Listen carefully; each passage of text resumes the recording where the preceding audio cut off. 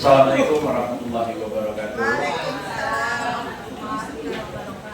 Alhamdulillahirrahmanirrahim. Wassalatu wassalamu ala asyrofil anbiya'i wal mursalin wa ala alihi washabihi ajmain. Pertama sekali kita ucapkan puji dan rasa syukur kita kepada Allah Subhanahu wa taala yang telah memberikan kita rahmat serta karunia-Nya sehingga kita dapat berkumpul di sekolah kita ini. Ya, pada kesempatan ini saya minta waktu Bapak Ibu Guru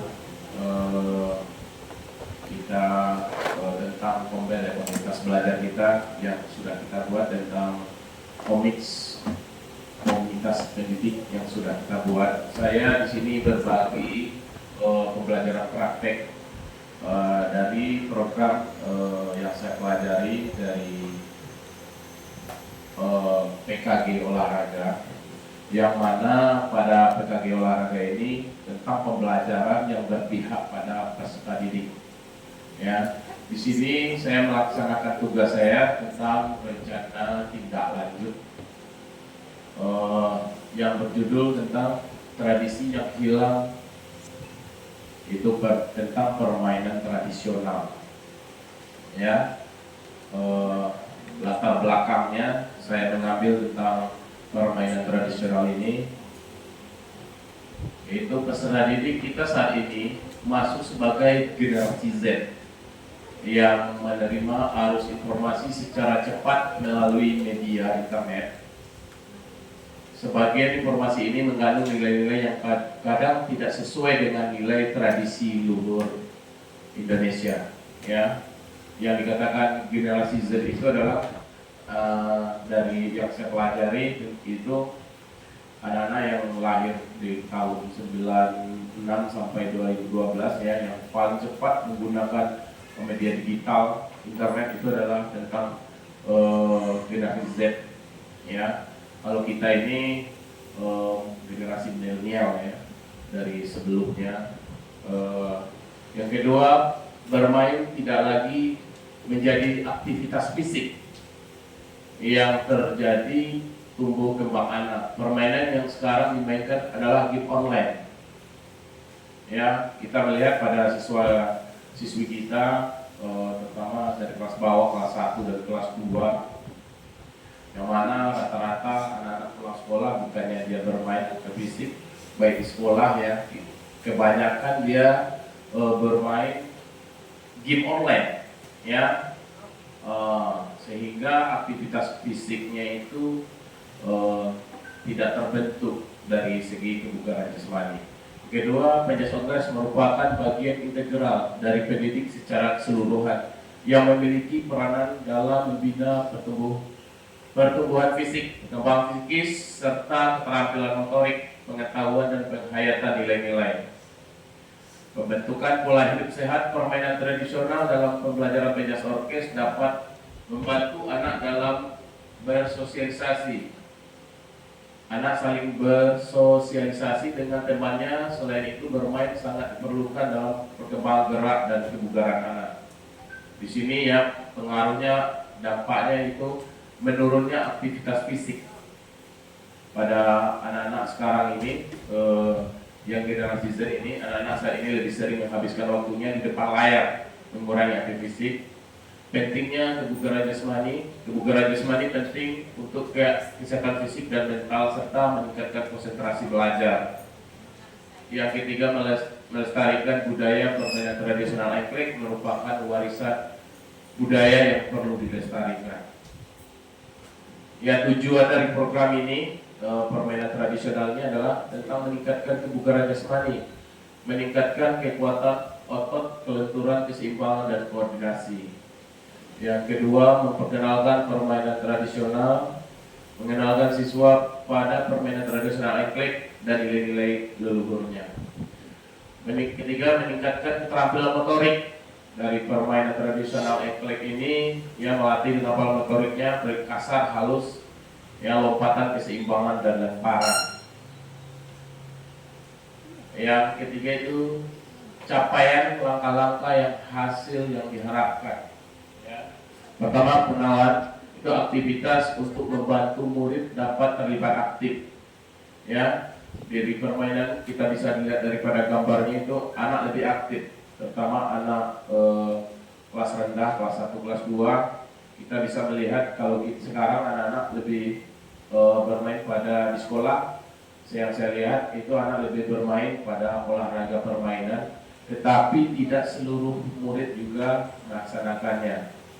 Dulu kita zaman kita sekolah, kita bisa melihat kita yang terutama yang perempuan ya selalu bermain tradisional kayak permainan engklek ya di sekolah, bahkan di garis dari halaman sekolah kita buat rata-rata waktu kita sekolah itu bermain seluruhnya sehingga kebugaran jasmaninya itu terbentuk ya. Yang kedua, eksplorasi. Aktivitas murid mencari informasi yang terkait topiknya. Di sini tentang permainan engklek ini nanti seperti kita ada kontesnya atau pertandingannya yang akan dibuat ya. Yang mana anak sendiri yang mencari informasi melalui media digital ya. Karena anak-anak sekarang kan udah dikatakan generasi Z itu mereka lebih paham, lebih tahu aturannya melalui media-media yang ada melalui internet. Yang kedua, proyeknya aktivitas murid merancang dan membuat produk sebagai hasil belajar. Di sini semua aktivitasnya murid yang melakukan. Dari kepanitiaannya, pelaksanaannya, jurinya, di situ semua murid yang terlibat. Di mana peran kita hanya mengatur pembagian kelompoknya. Yang melaksanakan semua kegiatan itu adalah siswa. Berikutnya, itu struktur program dan mitra komunitas belajar ya. Program yang dibuat merupakan kurikuler yang menjadi upaya untuk mendalami dan menghayati materi pembelajaran yang dapat melalui kegiatan permainan tradisional engklek. Kedua, murid yang terlibat itu kelas 1 dan kelas 2, baik laki-laki maupun perempuan penanggung jawab kepala sekolah, ya komunitas belajar. Sesuai yang menjadi fasilitator adalah komunitas pendidik ya, sesuai dengan komunitas kita. Yang terdiri dari beberapa guru kelas, guru mapel dan pengarahan publik, mitra dengan wali kelas sebagai koordinator yang masing-masing kelas, kepanitiaan serta pihak lain yang berasal dari murid. Ya. Berikut ya ada pernyataan tentang kapasitas yang dimiliki kelas atau sekolah ya. Di sini ruang tersedianya ruang kelas yang nyaman dan memadai untuk kegiatan belajar. Kalau ruang kelas kita memadai, yang kedua lapangan. Tersedianya lapangan sekolah yang luas dan aman untuk bermain engklek. Di sini kita melihat sekolah kita cukup memadai untuk permainan ini. Ada juga pemanfaatnya itu memberi warna juga pada lapangan kita. Saya juga melihat dari beberapa sekolah di Kota Batam sudah menerapkan seperti ini, yang mana lapangannya sudah berwarna, dicat, ada yang membuat gambar tentang kegiatan olahraga. Yang kedua tentang permainan engklek itu ada beberapa sekolah, yaitu sekolah SD 4 Batam Kota itu sudah membuat gambar permainan engklek. Saya melihat di gambar sehingga anak-anak itu sehariannya di luar jam belajar mereka bermain sehingga tingkat kebugaran jasmaninya itu meningkat ya melalui permainan engklek tersebut. Kedua, peralatan yang tersedia lapangan olahraga yang memadai seperti bola, tali, lompat dan papan engklek. Di sini kita tidak laksanakan papan, tapi nanti kita gunakan digambar langsung melalui dicat di lapangan kita sendiri nantinya. Berikutnya, rencana dan evaluasi. Evaluasi atau proses pengamatan pengembangan siswa dalam program berlangsung ya. Dalam kegiatan ini kita bisa mengamati secara langsung tentang anak bermain engklek ini. Yang kedua, evaluasi hasil melalui peningkatan kebugaran jasmani siswa melalui tes fisik. Nah, di sini peranan guru olahraga. Apakah nanti ada perubahan dari permainan ini tentang kondisi fisik atau kebugaran pada siswa? yang mana kebugaran yang pada siswa itu, kebugaran jasmani itu ada beberapa. Yang pertama, daya tahan tubuh anak itu sendiri, kekuatannya, kecepatan, kelincahan, keseimbangannya, ya, sehingga dan kelenturannya.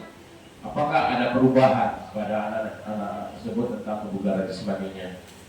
Karena dulu saya juga pernah mengangkat tentang skripsi saya masa kuliah itu tentang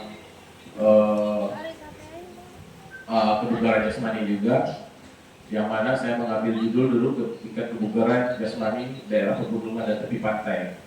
Ya, apakah dampaknya? Karena di kebugarannya itu makin banyak anak melaksanakan aktivitas, otomatis kebugaran jasmani anak-anak tersebut akan lebih meningkat. Yang kedua, ketiga, evaluasi dan dampak. Kita akan mengukur pengaruh program terhadap minat dan siswa terhadap permainan tradisional, ya. Nah, ini kemungkinan tantangannya. Pertama, keterbatasan waktu, kesulitan mengatur waktu untuk melaksanakan program. Ini akan menjadi tantangan tersendiri yang membuat rencana akan kita laksanakan nanti di akhir semester 2, ya. Yang mana nanti kita akan mencoba kegiatan ini untuk kelas rendah di semester 2 nantinya pas selesai ujian semester. Berikutnya, kurangnya minat siswa. Beberapa siswa mungkin kurang tertarik dengan permainan tradisional ini, ya, seperti laki-laki, ya. Tapi bagaimana kita merangkul untuk anak-anak kita bisa bermain antara laki-laki dan perempuan.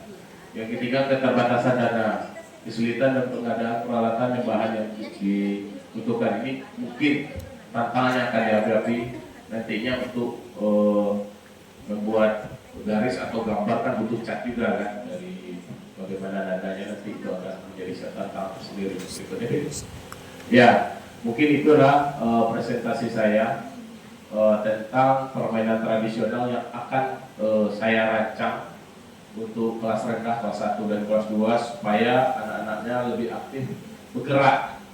Kita tidak olahraga ini tidak selalu ditujukan pada prestasi tentang permainan olahraga, tetapi bagaimana membentuk kebugaran pada tubuh siswa kita sendiri. Mungkin nanti ada saran atau pertanyaan dari kawan-kawan, boleh ditanggapi langsung. Demikianlah presentasi saya. Assalamualaikum warahmatullahi wabarakatuh. Waalaikumsalam.